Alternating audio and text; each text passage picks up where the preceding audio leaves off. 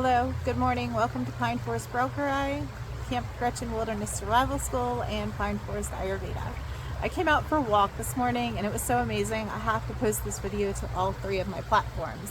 So you can see the water is rushing behind me. This is a nice place to sit to really center myself. I really wanted to move my body and enjoy the fresh, cool spring air.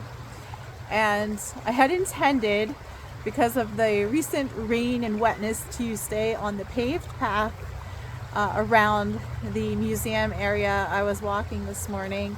But of course I was pulled off into the trail area that I love to walk, mainly because of the wild medicinals that are just popping up everywhere. And I was just blown away by the density and the amount of wild medicinals that are not only in this area, but that people just don't even realize that are available to us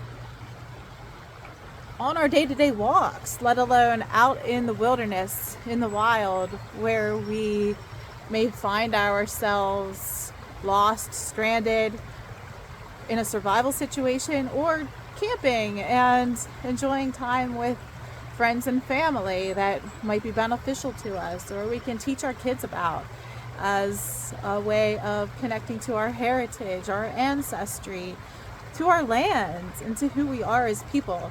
So this video all ties into all three of the areas that I work in, and really all three areas are related: herbalism, Ayurveda, healing work with plants and herbs, and survival with plants, foraging, using plants for their medicinal and health benefits and the vitamins and properties that they offer us to live and to survive. And our ancestors relied on the land and these plants for many, many years in many, many ways to help us become who we are today.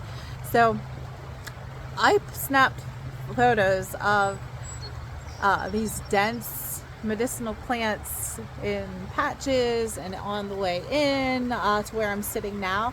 I'm going to post those below, and I'm going to write up a nice blog article, and I'm going to post that blog article on my Pine Forest Broker Eye website, because that's where I do most of my blog work, my written blog work. So I'll put a link to that below, and the video, of course, will be posted in all three places. I'll see if I can link the photos of those plants underneath this video. But I'm going to flip the camera just for a minute. From where I'm sitting, I can see burdock, buttercup, fleabane, purple dead nettle, love it,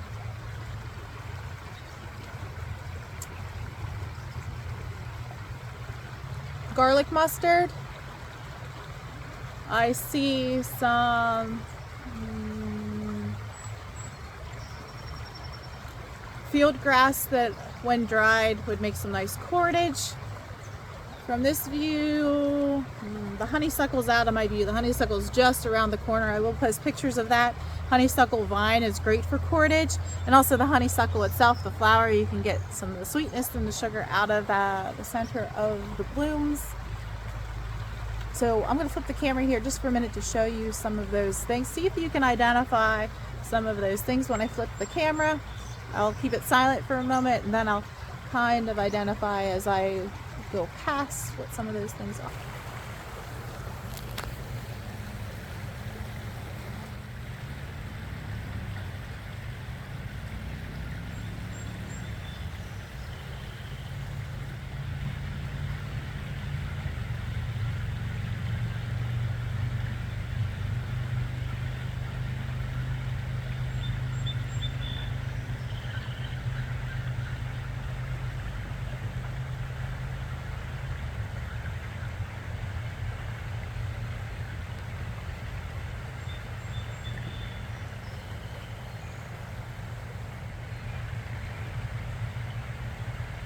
So there's the burdock.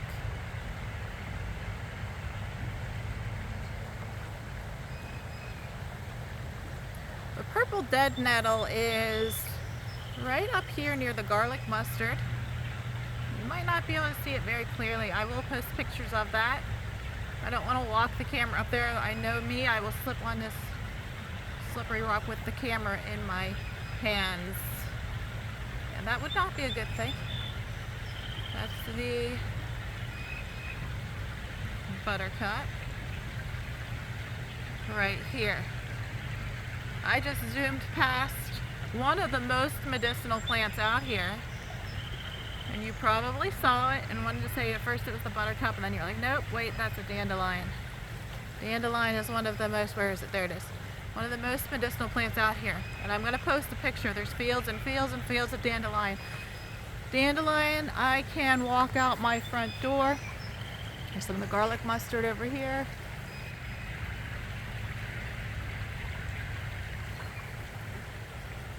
More burdock back here.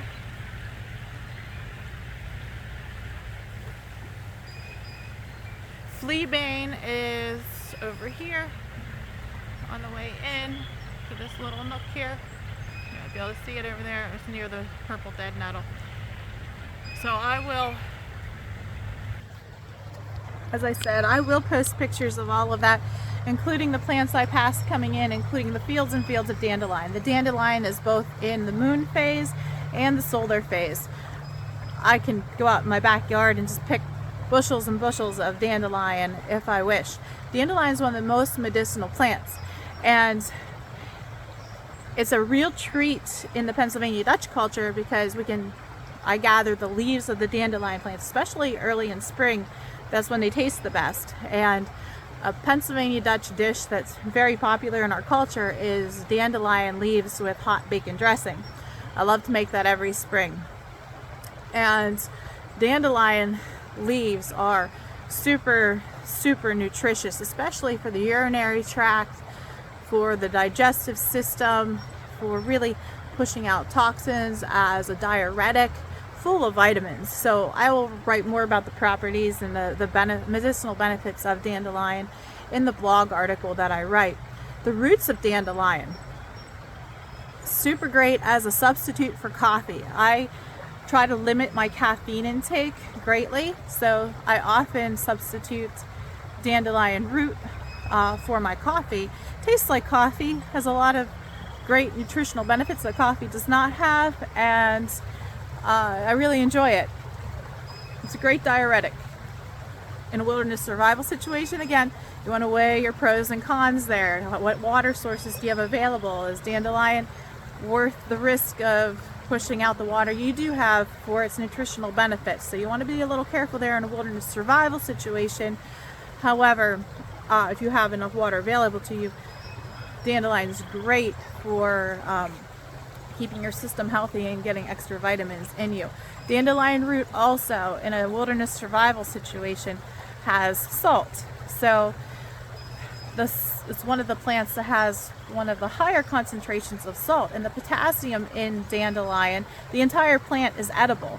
So the potassium that the dandelion plant contains really balances those the water levels in your body. So in a wilderness survival situation, if your body gets dehydrated and starts to go low on salt, that can be a very dangerous thing. It can also make you feel very lightheaded and dizzy, among other very serious medical conditions to follow. So if you can look for roots of certain plants, dandelion being a great one. I will do a separate video talking about other sources of salt in wilderness survival situations, but dandelion is just falling into that category right now as we're talking about dandelion.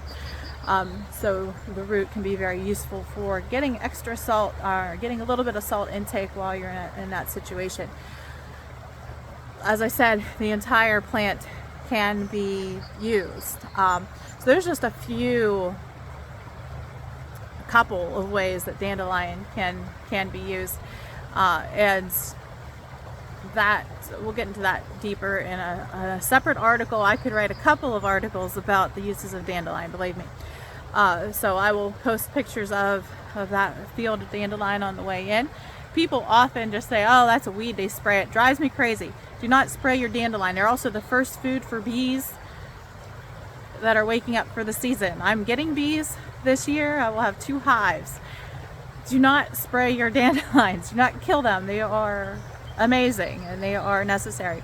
They are considered invasive. They weren't native here, but they were brought here for the medicinal properties. Our ancestors and the people who first settled this continent brought them here for their nutritional uses, and they are the first food of the bees, one of the first food of the bees of the season. So I'll get off my soapbox about dandelion there right now, but buttercup, we can talk a little bit about buttercup and fleabane, and burdock is one of my go-to. It's one of my spiritual plants. It's one of the plants I really connect to. It popped up in my yard when I most needed it to make some of my home remedies for specific conditions of some loved ones who have fallen ill. It is a very good medicinal plant to make a tincture out of it. I do make burdock tincture. You can eat it. You can eat it like a food. The root of it. The root of it's what you're really looking for. Dig up the root and eat it like saute it. Eat it like a vegetable. I make the tincture. It's very good for pushing toxins out of the body, driving toxins out of the body, cooling down the hot digestive organs, especially the liver.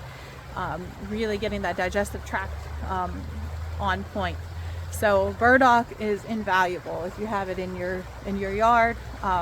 It's a 2-year plant. The second year it gets the Velcro-y. Well, it's actually what Velcro is made out of. The spiky things that stick to your pants. I can't even think of the name of them off the top of my head, but those jagger things, but they're not sharp. They just kind of cling to you, but that's what Velcro is made out of. So again, useful things that you can use in a wilderness survival situation that might be useful to you in a creative way. So I rattled off a whole bunch of plants. This video is very much about just being aware of your surroundings, knowing that what's around you and what you might think is a weed or is just pretty to look at or useless could hold a lot of health benefits for you or save your life in a wilderness survival situation. It could give you a vitamin boost or a salt boost or something you need out there if you're lost for a few days, or lost or trying to make your way, or trying to live off the land for a while, or really trying to just connect to your ancestors. They used these plants. They cultivated some of these plants. They brought some of these plants over. A lot of these native plants, they learned from the native people who were already here how to use them. So tune in, see what the earth tells you. My morning walk, I wasn't planning to sit here and talk to you, but I am. So I'm going to continue my morning walk and finish my coffee, which is now cold, and I hope you all have a great day. Thank you.